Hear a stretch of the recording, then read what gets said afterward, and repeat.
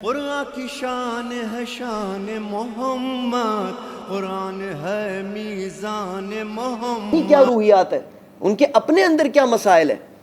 بس یہ جو ہم نے سبسٹیوٹ سمجھ لیا ہے وہ تو اس شیطانی نظام سے مقابلہ کرنے کے کوئی قابل ہی نہیں ہے، بلکہ اس میں بڑی سکسیس یہ ہوگی کہ اگر یہ خود نظام جو ہے یہ اس میں جا کے شامل نہ ہو جائے. یہاں لمیٹیشنز ہوتی ہیں، کمپٹیشن کی لمیٹیشن ہوتی ہے. تربیت کرنے کے جو بہترین راستے ہوتے ہیں ان میں سال ہا سال عرصہ درکار ہوتا ہے کہ کوئی تربیت ہو، جس کی حضرت یوسف علیہ السلام کی مثال سب سے واضح ترین مثال ہے. بس ہم کیا کریں، انسٹیٹیوٹس بھی عزیزان گرامی، جس انسٹیٹیوٹ کو اللہ سبحانہ و تعالیٰ سپورٹ کرتا ہے اور جس انسٹیٹیوٹ کا اللہ سبحانہ و تعالیٰ ہمیں بتاتا ہے اور کہتا ہے کہ یہاں پر اگر تم نے ایک اچھا بیج بویا، یہاں پر اگر تم نے محنت کی تو تقریباً زیادہ سے زیادہ 90%، 99% امکان ہے کہ اب تمہاری نسلیں بری راہ پر نہیں جائیں گی. اور وہ انسٹیٹیوشن ہے فیملی کا، کہ جس میں اللہ سبحانہ و تعالیٰ نے ماں باپ کے رشتے کو مودت و محبت اور رحمت اور الفت کے بیسس پہ قائم کیا ہے، اور ان ماں باپ کو اپنی رحمت و محبت و مودت کی نشانی بنا کر بچوں کے سامنے ریپرزینٹ کیا ہے. لیکن یہ وہی انسٹیٹیوٹ ہے جس پہ سب سے زیادہ وار ہوتی ہے ہمارے اس دنیا میں. بچے کو 5 یا 6 سال کی عمر سے اس انسٹیٹیوشن سے لے کر کسی بھی آرگنائزیشن، کسی بھی انسٹیٹیوٹ کے حوالے کر دیا جاتا ہے. یا ماں باپ بچوں سے اپنی مشغولیت کی وجہ سے نہیں مل سکتے ہیں، یا بچوں کی مشغولیت کی وجہ سے بچے ماں باپ سے نہیں مل سکتے ہیں.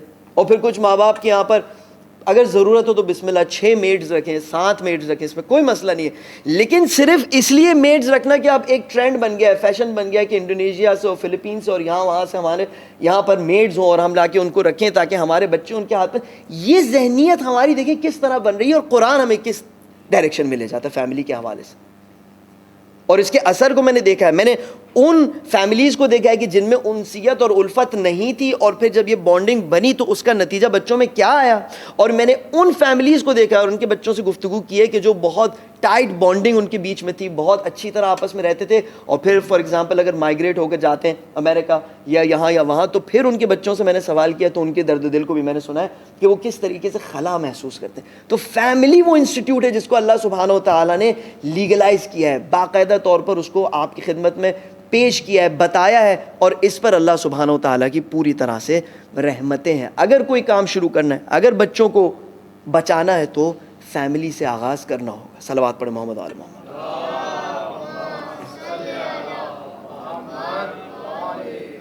یہ کلی گفتگو ہے جو میں آپ کی خدمت میں پیش کر رہا ہوں. ہر ایک شاخے کو جو میں آپ کی خدمت میں پیش کرتا ہوں اس کے اوپر شاید گھنٹوں گفتگو کی جا سکے، لیکن مجھے نہیں پتا کہ آپ کیا سننا چاہتے، کیا نہیں سننا چاہتے. لہٰذا میرا کام یہ ہے کہ کم سے کم اس کنسرن کو آپ کی خدمت میں پیش کروں. خوب، اب کیا کریں؟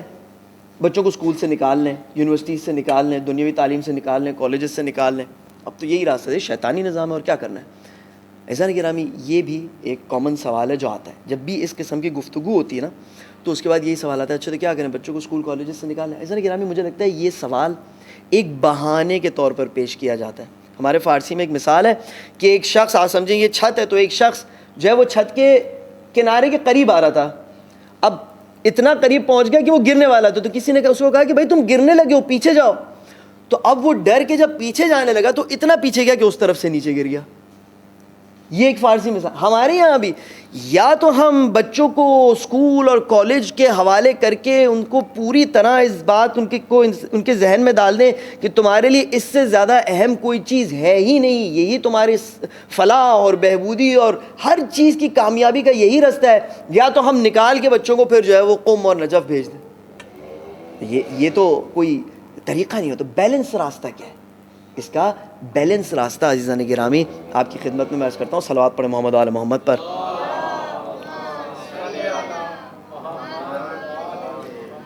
عزیزان گرامی، بس سوال یہ ہوا کہ ہم اپنے بچوں کو نکال لیں. ہم نے آپ سے عرض کیا ہم اپنے بچوں کو قم بھیج دیں، یہ بہانہ ہے. یعنی اب کیونکہ ہم نے یہ بہانہ کیسا ہے، کیونکہ ہم نے یہ تصور کیا کہ اچھائی، الہی نظام، خدائی نظام کیونکہ قم اور نجف اور مشہد اور ان جگہوں پر ہے، تو یا تو ہم بچوں کو وہاں پر بھیجیں، یا تو ہم تربیت کے لیے وہاں پر جائیں، اور یا اگر وہاں پر نہیں جا سکتے تو یہاں پر تو کچھ ہے ہی نہیں، تو پھر جو کرنا ہے کرو، پوری طرح سے اس کو چھوڑ دو. یہ افراط اور تفرید کا راستہ.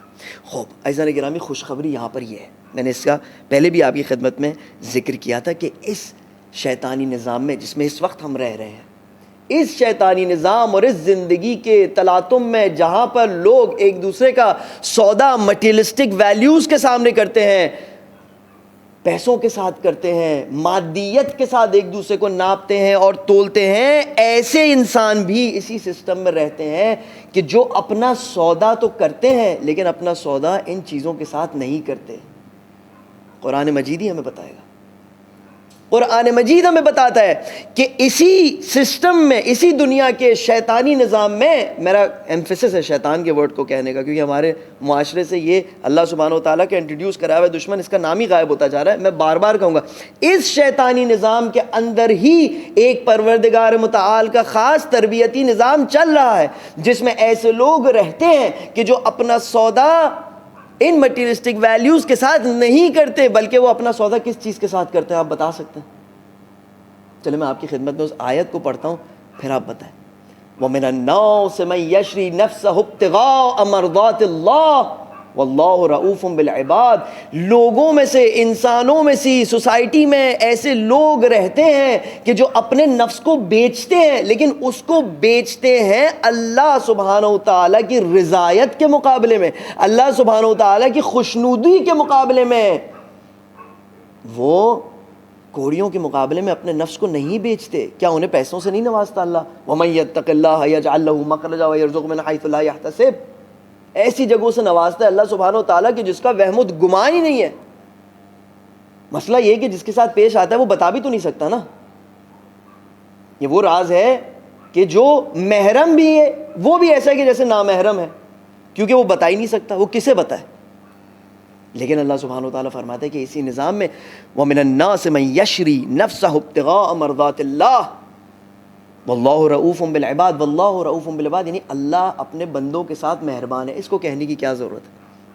کیونکہ یہ اسی سسٹم کی گفتگو ہو رہی ہے جو شیطانی سسٹم کے مقابلے میں سسٹم ہے، ایک سسٹم کہ جس کے اندر آپ کے ایکسکیوزز کو نہیں مانا جاتا، آپ کے ٹاسک کو پورا کرنے کے نسبت سے آپ کو ریوارڈ دیا جاتا ہے۔ اگر آپ کی کوئی مجبوری ہوتی ہے تو اس کے بعد آپ کو ایک پرزے کی طرح، ہمیں ایک پرزے کی طرح اس سسٹم سے باہر نکال دیا جاتا ہے۔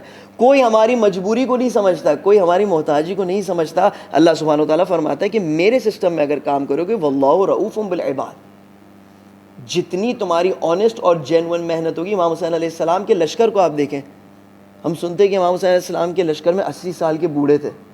کون اپنے آرمی میں 80 سال کے بوڑھے کو لیتا ہے؟ کون اپنے آرمی میں 14 سال کے جوان کو لیتا ہے؟ دیکھیں آرمی کی باقاعدہ ایک کرائٹیریا ہوتا ہے، یہاں پر بھی آرمی میں ہر کسی کو تھوڑی جانے دیتے، کسی دنیا کی آرمی میں ہر کسی کو نہیں جانے۔ تو کیا بالکل لیک آف پروفیشنلزم ہے؟ نہیں، لیک آف پروفیشنلزم نہیں۔ ہم آگے اس کو ڈسکس کریں گے کہ دنیاوی تعلیم کی کیا ویلیو ہے، ان سب چیزوں کی کیا ویلیو ہے، لیکن اللہ سبحانہ و تعالیٰ کا نمائندہ امام حسین ابن علی علیہ السلام ہمیں بتانا چاہ رہے کہ اگر ہمارے ساتھ شامل ہو گئے، صلوات پڑھیں محمد آل محمد پر،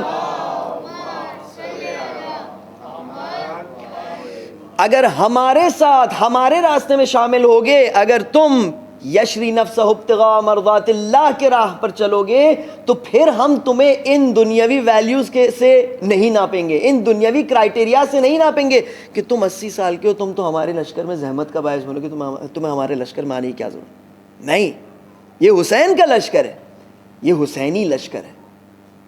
بس ہمیں اس بات کو ذہن میں رکھنا ہوگا کہ کس نظام میں ہم جانا چاہتے ہیں۔ جس نظام میں ہمارے نفس کو مادی ترازو میں تولا جاتا ہے اور اس کے حساب سے ہماری ویلیو لگائی جاتی ہے، یا نہیں، جس نظام میں ہمیں اللہ سبحانہ و تعالیٰ اپنے مرضی سے نوازتا ہے۔ صلوات پڑھ محمد آل محمد۔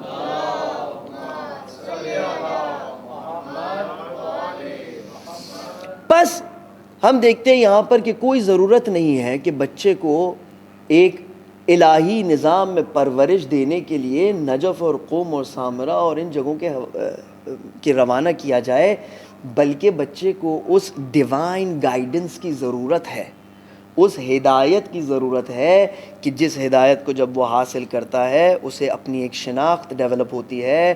وہ جب نوجوانی میں آتا ہے تو وہ شناخت بہتر ہوتی ہے, اور اس کے بعد اس شناخت اور اس اصل النسب اور بنیاد اور فطرت کی وجہ سے اگر وہ کسی غلط راستے پر بھی جاتا ہے تو یاد رکھیے گا اللہ سبحانہ و تعالیٰ بہت سی دفعہ کسی اپنے خاص بندے کو کسی غلط راستے پر جانے بھی اگر دیتا ہے تو اس میں حکمت ہوتی ہے کہ اب جب وہ اس غلط راستے سے واپس آئے گا تو وہ ان سب سے ریلیٹ کر پائے گا کہ جو اس غلط راستے پہ ہیں, اور ان کی زیادہ بہتر طریقے سے وہ ہدایت کر پائے گا. یہ حکمتیں ہیں اللہ سبحانہ و تعالیٰ کے راستے میں, حکمتیں ہیں. لیکن یہ ڈیوائن گائیڈنس ہمیں کہاں سے ملے گی؟ تورات سے ملے گی, انجیل سے ملے گی, کیا ان کتابوں سے ملے گی کہ جس کی کوئی گارنٹی نہیں ہے کہ کس میں کیا سچ ہے اور کتنا جھوٹ ہے؟ کیا ان انسانوں سے ملیں گی کہ جو معصوم نہیں ہیں؟ آپ بتائیں, کیا اس کے علاوہ کوئی چیز ہمارے پاس ہے؟ میں کہتا ہوں کہ ہمارے پاس قرآن مجید ہے. اگر کسی کے پاس اس کے کوئی سبسٹیوٹ ہے تو وہ اس کو جا کے اٹھائے. لیکن یاد رکھیے گا اس دنیا میں کہ جس میں 50 سال پہلے کی آپ ایڈورٹیزمنٹس اٹھا کے دیکھیے, گوگل پہ سرچ کریں خود ہی اپنے لیے, سگریٹ کی ایڈورٹیزمنٹس کو ڈاکٹرز انجام دیتے تھے. یعنی ایک ڈاکٹر کو ایڈورٹیزمنٹ میں سگریٹ کے ساتھ بٹھایا جاتا تھا کہ وہ پیشنٹ کو کہے کہ یہ صحت کے لیے کتنی اچھی ہے. یقین نہیں آتا آپ کو؟ جائیں گوگل پہ سرچ کریں. یہ ایسی مسخرہ دنیا ہے. 50 سال میں کچھ کہتی ہے, 50 سال میں کچھ کہتی ہے. کہاں پر انہیں ہیومن رائٹس اور اینیمل رائٹس کا مسئلہ ہوتا ہے, کہاں پر ہزاروں ہزار بچے مر جاتے, کچھ نہیں کر پاتی ہے. اس مسخرہ اور اس سرکس کے کسی اصول کے تحت چلنا ہے تو ٹھیک ہے, لیکن اگر الہی اصول کے تحت چلنا ہے تو مجھے نہیں لگتا اس کتاب کے علاوہ کوئی اور کتاب ہے. شہر رمضان الذی انزل فیہ القرآن ھدی للناس, ہدایت ہے انسانوں کے لیے. انسان میں وہ بھی شامل ہے جو اوول آفس میں بیٹھا ہوا ہے, وہ بھی شامل ہے جو اس وقت کسی گاڑی کو کھولنا چاہ رہا ہے کہ بغیر اس کے مالک کی اجازت کے گاڑی کو لے جائے, اور وہ بھی شامل ہے کہ جو اس وقت نجف اور کربلا اور قم میں, اور ہم بھی شامل ہیں. ھدی للناس وبینات من الھدی والفرقان. پس گائیڈنس کے لیے اس کتاب سے فاصلہ ممکن نہیں ہے. میں ہمیشہ ایک سوال پوچھتا ہوں, آج اگر ہمارے گوگل کو کسی نے گوگل فلٹر ہو گیا, کبھی یوٹیوب فلٹر ہوتا ہے, کبھی فیس بک, آج آپ تصور کریں, ہم تصور کریں ہمارا گوگل اگر فلٹر ہو گیا, کیا افراتفری کا عالم ہوگا. میں تو اس لیکچر کو تیار کرنے کے لیے گوگل کو استعمال کرتا ہوں. لیکن آج اگر ہمارا قرآن ہمارے ہاتھ سے چلا گیا, کتنی افراتفری ہوگی. شاید ایک ہفتے تک ہمیں خیال بھی نہ ہے. البتہ ماہ مبارک رمضان ہے تو پڑھنے کے لیے آپ سمجھے تمام نسخے, تصور کریں, خدا نخواستہ اللہ نے اس کی گارنٹی دی ہے کبھی ایسا نہیں ہوگا, تمام نسخے قرآن مجید کے اینڈرائڈ فون سے, ایپل فون سے جو ہارڈ کاپیز ہے سب غائب ہو گئی. یقین مانے ہم میں سے شاید مجھے ایک ہفتے تک پتہ بھی نہ چلے. ایک ہفتے بعد, 2 ہفتے بعد شاید مجھے یاد ہے کہ اچھا پھر میں دیکھوں تو پتہ چلے کہ قرآن میرا غائب ہو چکا ہے. اب یہ کتاب ہدایت ہے. کیوں وہ چیز جس سے ہدایت لینی چاہیے, جس سے ہمیں ہدایت لینی ہوتی ہے, اس کا ہماری زندگی میں اتنا انفلوئنس. تو زندگی کو الہی بنانا ہوگا قرآن مجید سے کنیکٹ کرنے کے لیے.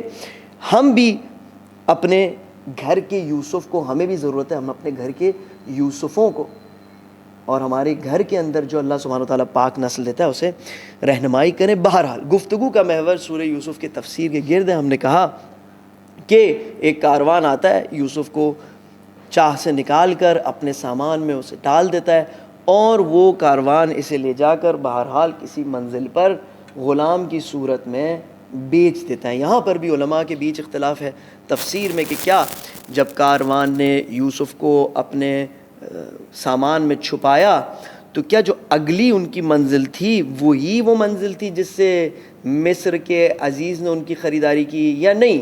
یوسف علیہ السلام ایک بازار سے دوسرے بازار, دوسرے بازار سے تیسرے بازار, اور تیسرے بازار سے چوتھے بازار, اس طرح ٹرانسفر ہوتے رہے, غلامی کے آداب سے آشنا ہوتے رہے, مختلف انسانوں کی سائیکولوجی سے آشنا ہوتے رہے, ایک تربیتی نظام ان کا چلتا رہا.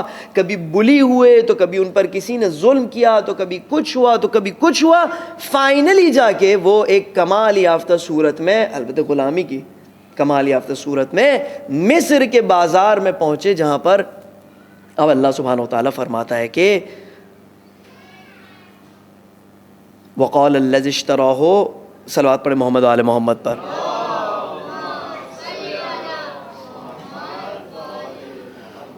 وَشَرَوْهُ بِثَمَنٍ بَخْسٍ دَرَاهِمَ مَعْدُودَةٍ وَكَانُوا فِيهِ مِنَ الزَّاهِدِينَ، اور یوسف کو بہت کم پیسوں میں بیچ دیا، اور اس کے معاملے میں وہ زیادہ انٹرسٹ نہیں رکھتے تھے، انہیں نہیں پتا تھا کہ اس کی کیا ویلیو ہے۔ وَقَالَ الَّذِي اشْتَرَاهُ، اگلی آیت وَقَالَ الَّذِي اشْتَرَاهُ مِن مِّصْرَ لِامْرَأَتِهِ، اگلی آیت میں اللہ سبحانہ وتعالیٰ نے جو سین بیان فرمایا وہ یہ ہے کہ کسی نے یوسف کو مصر سے خرید لیا اور اس نے اپنے بیوی سے کہا، وقال الذي اشتراه من مصر لامرأته، کیا کہا اس نے اپنے بیوی سے، اکرمی مثواہ، اس کو اچھی طرح رکھنا، اس کا خیال رکھنا، عسى ان ينفعنا او نتخذه ولدا، بہت ممکن ہے، بعید نہیں ہے کہ ہمارے لیے یہ مفید ثابت ہو یا ہم اس کو اپنے بیٹے کی صورت میں انتخاب کریں۔ یہاں پر ہمارے لیے اللہ سبحانہ وتعالی نے واضح نہیں فرمایا کہ یہ خریدار کون تھا۔ وقال الذي اشتراه من مصر، کہا اس نے کہ جس نے مصر سے خریداری کی تھی، یہ کون تھا، اس کو یہاں پر واضح نہیں کیا، لیکن ہمیں پتہ ہے کہ جس شخص نے مصر سے یوسف کی خریداری کی تھی وہ مصر کی بادشاہی میں سیکنڈ رینکنگ رکھتا تھا، جسے کہا جاتا ہے عزیز۔ عزیز ایک ٹائٹل ہے، فرعون کے بعد عزیز سیکنڈ رینکنگ رکھتا ہے مصر کے بادشاہی نظام میں۔ یہ خزانہ دار بھی ہوتا ہے، چیف آف آرمی سٹاف بھی ہوتا ہے، اور فرعون کے بعد کا سکسیسر بھی ہوتا ہے۔ اب ہم دیکھ رہے ہیں کہ وہ یوسف کے جس کو غلامی کی راہوں میں دھکیل دیا تھا کسی کاروان نے، اللہ سبحانہ وتعالیٰ نے اپنے مرضی سے ایسے سسٹم میں داخل کیا کہ جو ایلیٹ ترین سسٹم ہے، جو اعلیٰ ترین سسٹم ہے۔ ہمارے یہاں پر بہت سارے لوگ، نوجوان آپ میں سے کوئی ایسا نہیں، درس بہت سارے لوگ سنتے ہیں، مختلف کیٹیگری کے لوگ سنتے ہیں۔ اگر میں کوئی ایسا لہجہ استعمال کرتا ہوں تو خدا نخواستہ آپ کی شان میں گستاخی نہ ہو، میری جو آڈینس ہے وہ بھی ہیں جو ہر قسم کے دوسرے سوشل بیک گراؤنڈ سے تعلق رکھتے ہیں، تو وہ کہتے ہیں ان کے گھر کے ہم نوکر بھی بن جائیں تو اس سے بہتر ہے کہ آپ کے دوست بنیں۔ جو ایلیٹ لوگ ہیں کہتے ہیں ان کے گھر پہ نوکری کرنا آپ کہ جن کا کوئی فائدہ نہیں، ان کی دوستی سے بہتر ہے۔ یہ ہمارے معاشرے کا نظام ہے۔ اللہ سبحانہ وتعالیٰ نے فرمایا کہ ایلیٹ گھرانے میں جانا چاہتے ہو، اس راستے کو بھی میں تمہارے لیے مہیا کراؤں گا، اس کو بھی میں تمہارے لیے اس کا بندوبست کروں گا۔ بلکہ اب آپ دیکھیں کہ یہ وہی بچہ ہے کہ جس کو کیچڑ سے نکال کر برہنہ کسی مال التجارہ کی صورت میں جب کاروانیوں نے روانہ کیا تو کسی کو نہیں پتا تھا کہ یہ وہی بچہ ہوگا کہ جو آئندہ جا کے مصر کی حکومت کو بدترین بینکرپسی سے بچائے گا۔ کس کو پتا تھا کہ یہ وہی بچہ ہے کہ جو علم و حکمت و درایت سے، پروردگار متعال کے نور سے، تمام ان علوم سے جس سے پروردگار متعال نے اس کو آشنا فرمایا، ان تمام سے وہ ایسا راستہ انتخاب کرے گا، ایسی تدبیر نکالے گا کہ مصر کی حکومت کو ایک بدترین بحران سے نکال کر اور اتنا آگے لے جائے گا کہ اس وقت جو ہم زمین پر عجائب دیکھتے ہیں، ان عجائب میں سے اہرام مصر جو پیرامڈز ہیں، وہ ابھی تک انہی فرعونوں کی نشانی ہے جو 4000 ساڑھے 4000 سال پہلے جیا کرتے تھے۔ یہ موسیٰ علیہ السلام کے زمانے کے فرعون کی نشانی ہے۔ اب بھی لوگ تعجب کرتے ہیں کہ اس کی انجینئرنگ کیسی ہوئی ہے۔ عجائب میں سے آپ دیکھیں، گوگل پہ صرف ایک سمپل سرچ کریں تو عجیب و غریب چیز سے لے کر تو آتھینٹک چیز تک آپ کے پاس لائن لگ جائیں گی ڈاکیومنٹریز کی کہ جو صرف اہرام مصر کے بارے میں گفتگو کرتی ہے۔ آج بھی لوگ ہزاروں ہزار ڈالر دے کے مصر جیسے کھنڈر ملک میں جاتے ہیں اہرام مصر کو دیکھنے کے لیے، ساری تکلیفیں برداشت کرتے ہیں۔ یہ طاقت اور یہ بادشاہی کی شروعات وہی ہے جو آپ اس وقت اپنے قصے میں پڑھ رہے ہیں، قرآن مجید میں دیکھ رہے ہیں۔ اور قرآن مجید دکھنے میں تو بڑا ہمبل لگتا ہے، لیکن جو اس کے اندر تھوڑا غور کرے اور فکر کرے تو اس کے رونگٹے کھڑے ہو جاتے ہیں کہ پروردگارہ، اس وقت اگر آپ اپنے جیب میں $1 کا بل اگر آپ کے پاس ہو، آپ $1 کے بل کو نکالیں تو اس کے اوپر بھی پیرامڈ بنا ہوا ہے۔ آپ دیکھیں کہ حضرت یوسف علیہ السلام کی کہانی کا اثر اس وقت ہمارے جیب میں بھی گھوم رہا ہے۔ میرے جیب میں نہیں ہے لیکن ہے۔ آپ دیکھیں، یہ ہے اللہ سبحانہ وتعالیٰ کی طاقت، یہ ہے وہ نظام جو اللہ سبحانہ وتعالیٰ جس نظام کو سیٹ کرتا ہے۔ اور اگر یوسف علیہ السلام نہ ہوتے تو موسیٰ کے زمانے کے بھی فرعون نہیں ہوتے۔ صلوات پڑھے محمد و آل محمد پر۔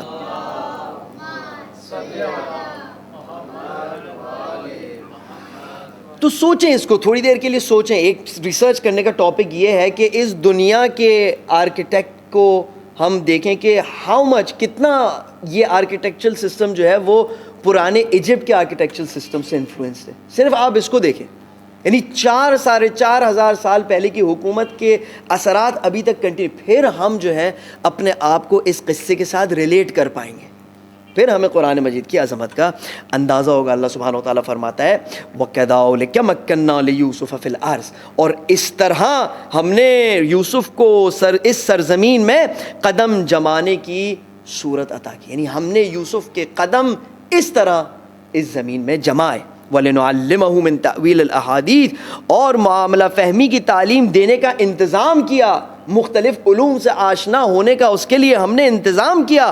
واللہ غالب علی امرہ, اے وہ انسان جو دنیا کی 30 40 50 سیکنڈ کی زندگی کے لیے ہر چیز انسانوں کو خوش کرنے کے لیے قربان کر دیتے ہو, یہ سمجھ کر کہ ان کے ہاتھ میں کوئی خیر ہے, کوئی اچھائی ہے, کوئی بلائی ہے.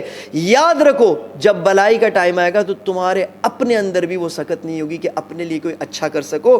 میں خدا ہوں, میں کہتا ہوں واللہ غالب علی امرہ, میں وہ ہوں جو غالب ہوں اپنے کاموں پر. ولیکن اکثر الناس لا یعلمون, لیکن اکثر لوگوں کو یہ نہیں پتہ ہوتا. اور حقیقت بات ہے, سچ کہا تو نے پروردگار, مجھے واقعا نہیں پتہ. اگر مجھے ذرا بھی تیرے خدائی پر اور طاقت پر اعتماد ہوتا تو میرے حالات مختلف ہوتے پروردگار. عزیزان گرامی, واللہ غالب علی امرہ, آیت کا وہ حصہ دیکھیں, آیت کے ہر لفظ کو بررسی کیا جا سکتا ہے, ہر اسم کو, ہر کلمے کو, فعل کو, حرف کو, ہر چیز کو دیکھا جا سکتا ہے, لیکن ہمارے پاس وقت جو ہے محدود ہے. ہم یہاں پر واللہ غالب علی امرہ کا جو جملہ ہے اس کو بررسی کرنا چاہتے ہیں کہ اس سے کیا مراد ہے کہ پروردگار متعال اپنے کاموں پر غالب ہے. ایک اس کا جو علماء تفسیر نے مراد لیا ہے وہ یہ ہے کہ یہ جو سٹیپ بائی سٹیپ حضرت امر یعنی امر الہی کون سا ہے, کہ اللہ سبحانہ وتعالیٰ فرما رہے ہیں واللہ غالب علی امرہ, یہ امر الہی کیا ہے, اللہ سبحانہ وتعالیٰ کا پلان کیا ہے. تو کچھ کہتے ہیں کہ یہ اللہ سبحانہ وتعالیٰ کا پلان وہی ہے جو حضرت یوسف علیہ السلام کے خواب سے شروع ہوا, اور پھر بھائیوں کی منصوبہ بندی سے شروع ہوا, اور اس کے بعد کنویں میں یہ خواب ادامہ پایا, اور پھر غلامیوں کے راستے پر اور کاروانیوں کے ساتھ, اور اب جو ہے حضرت یوسف علیہ السلام عزیز مصر کے گھر پہ پہنچ گئے. یعنی ایک سٹیپ بائی سٹیپ پلاننگ ہے جس کو مراد لیے واللہ غالب علی امرہ. دوسری مراد یہ ہو سکتی ہے کہ پروردگار متعال فرما رہا ہے کہ وَلِنُعَلِّمَهُ مِن تَأْوِيلِ الْأَحَادِيثِ, اب جب ہم نے عزیز مصر کے گھر میں یوسف کو سیٹل کیا جہاں پر یہ مختلف چیزوں سے آشنا ہوں گے, ظاہر ہے اگر عزیز مصر کے گھر پر ہیں, اور بائبل کو بہرحال اگر کبھی مطالعہ کیا جائے تو اس میں یہ پکچر آتی ہے کہ عزیز مصر نے گھر کا تمام کام کاج یوسف علیہ السلام کے ہاتھ میں دے دیا تھا اور مکمل یوسف پر اعتماد کرتا تھا. تو اس سے ہمیں یہ پتہ چلتا ہے کہ وہ عزیز مصر کے نزدیک تھا. اب جو عزیز مصر کے نزدیک اگر ہوگا تو وہ اس کے ساتھ میٹنگز میں شرکت کرے گا, مختلف لوگوں سے بیہیویئر کو انالیسس کرے گا کہ کس طرح سے بیہیو کیا جاتا ہے. عزیز مصر دنیا کی طاقتور ترین بادشاہی کی سیکنڈ رینکنگ میں آتا ہے, مختلف تجربے حاصل کرے گا, سوشیولوجی حاصل کرے گا, اکنامی اس کو سیکھنے کو ملے گی, اس کو بہت سارے ایسے علوم سیکھنے کو ملیں گے جو عام طور پر کسی کو سیکھنے نہیں ملتے. سائیکالوجی اس کو انالائز کرنے کا موقع ملے گا. اللہ سبحانہ وتعالیٰ فرماتا ہے یہ میرا امر ہے, واللہ غالب علی امرہ, یہ میرا سسٹم ہے جس میں ہدایت کرتا ہوں. سوال یہ پیش آتا ہے کہ پروردگار, البتہ یہ درست بات ہے بالکل, عزیز مصر کے ہاتھ سے جو خیر اور خوبی حضرت یوسف علیہ السلام کو پہنچنی یہ ہے دراصل اللہ سبحانہ, لیکن اللہ تو کریڈٹ اس بات کا لے رہا ہے جس کام کو ایگزیکیوٹ عزیز مصر کر رہا ہے. حضرت یوسف علیہ السلام نے کہیں پر یہ نہیں آیا کہ انہوں نے کہ عزیز مصر سے کوئی دینی علوم سیکھا, قرآن سیکھا, حدیث سیکھی, بائبل سیکھی, پتہ نہیں جو بھی کچھ اس زمانے میں تھا, کسی چیز کو حضرت یوسف علیہ السلام نے عزیز مصر نہ وہ اس قابل تھا کہ سکھائے. کمپلیٹ سیکولر حکومت تھی, تو کس چیز کو اللہ سبحانہ و تعالیٰ کس چیز کا کریڈٹ لے رہا ہے؟ تمام ان چیزوں کا کریڈٹ لے رہا ہے جو حضرت یوسف علیہ السلام نے وہاں پر حاصل کی. یعنی اللہ سبحانہ و تعالیٰ بیان فرما رہا ہے کہ دیکھو دنیاوی نظام اور دینی نظام کا جو الگ الگ ہونے کا ہمارے ذہنوں میں آیا یہ درست نہیں ہے. یہی دنیاوی نظام ہے, یہی دنیاوی جو اسکول اور کالجز اور یونیورسٹی اور علم حاصل کرنے کا نظام ہے, اسی میں میرا تربیتی نظام ہے. فرق کیا آتا ہے پہلے اس کو سمجھیں. اللہ سبحانہ و تعالیٰ کریڈٹ لے رہا ہے تمام ان علوم کی اور ان چیزوں کی جو حضرت یوسف علیہ السلام کو اس انوائرمنٹ میں سیکھنے کو ملی. ہم کہتے ہیں پروردگار یہ تو تیرا علم ہے ہی نہیں, یہ تو دنیاوی علم ہے. اللہ سبحانہ وتعالیٰ فرماتا ہے کہ اسی دنیاوی علم پر اگر کوئی خاص نیت کے ساتھ چلتا ہے, الہی نیت کے ساتھ چلتا ہے, تو اس کی ہدایت میں کرتا ہوں. کیا فرق ہے نیت میں عزیزان گرامی؟ یہ فرق ہے کہ یہی دنیاوی علوم, یہی کالجز, یونیورسٹیز, یہی وہ جگہیں ہیں جہاں پر لوگ جب علم سیکھنا چاہتے ہیں تو مختلف نیتوں سے علم سیکھتے ہیں. کوئی شباب اور کباب کی نیت کرتا ہے, کوئی دولت کی نیت کرتا ہے, کوئی پوزیشن کی نیت کرتا ہے, لیکن جو الہی راستوں پر قدم رکھتا ہے پروردگار متعال فرماتا ہے کہ اس کی نیت یہ ہوتی ہے کہ میں اسی سسٹم سے بندگی اور اللہ سبحانہ وتعالیٰ کے راستے میں ٹریول کرنے کا سسٹم سیکھوں اور طریقہ سیکھوں. یہی سسٹم ہے جو مجھے عروج دے گا, یہیں سے جانا ہے. بس اگر میری گفتگو سے اس سے پہلے غلط فہمی پیش آئے کہ نہیں یہ سسٹم بالکل غلط ہے اور اس کو تبدیل کر دینا ہے, تو میں نے ہرگز یہ نہیں چاہتا کہنے کو. اگر میری گفتگو سے یہ لگا کہ سب کو قوم چلے جانا چاہیے, میں نے ہرگز یہ نہیں کہا. یہ میں نے ضرور کہا کہ ہماری کوتاہی یہ ہے کہ فیملی سسٹم میں ہمارے وہ ڈیوائن گائیڈنس انکلوڈڈ نہیں ہے کہ جو اگر بچے میں آ جائے تو ایک فلٹر کی طرح عمل کرتی ہے. اب یہی بچہ اسی سسٹم سے گزرے گا, اسی نظام سے گزرے گا جس سے تمام دوسرے بچے گزرتے ہیں, لیکن اس کے اندر جو فلٹر لگا ہوا ہے, جیسے گھر کے اندر جب فلٹر لگتا ہے تو وہی پانی جو دوسرے نل سے آ رہا ہوتا ہے اس کو نہیں پی سکتے ہیں, لیکن اس نل سے جو پانی آتا ہے اس کو ہم آسانی سے پی سکتے ہیں. اس بچے کے قلب کے اندر نور قرآن سے جو فلٹر ہو کے رہنمائی آئے گی تو یہ بچے کو الہی راستے پر ہدایت کرے گی. اگر نور قرآن کا فلٹر اس بچے میں نہیں لگا ہوگا, اگر ڈیوائن گائیڈنس سے یہ منسلک نہیں ہوگا, اگر بیس لیس چیزوں سے اس کا تعلق ہوگا, تو جو دوسرے بچوں کے ذہن میں آئے گی یہ وہی باتیں اس کے بھی ذہن میں آئیں گی. فرق یہاں پر آتا ہے کہ ہماری ڈیوٹی کیا ہے. اب ہم جب ہماری ڈیوٹی پوری کریں گے تو اگر اللہ چاہے تو ہمارے بچوں کو یوسف علیہ السلام کی طرح کوئی بہت عظیم و شان جرنی پر بھیج دے, یا اگر اللہ سبحانہ وتعالیٰ چاہے تو گمنام طریقے سے, جیسے بہت سارے انبیاء گمنام طور پر آئے اس دنیا میں اور چلے گئے, ان کی طرح ہمارے بچوں کو رکھے, کوئی فرق نہیں پڑتا.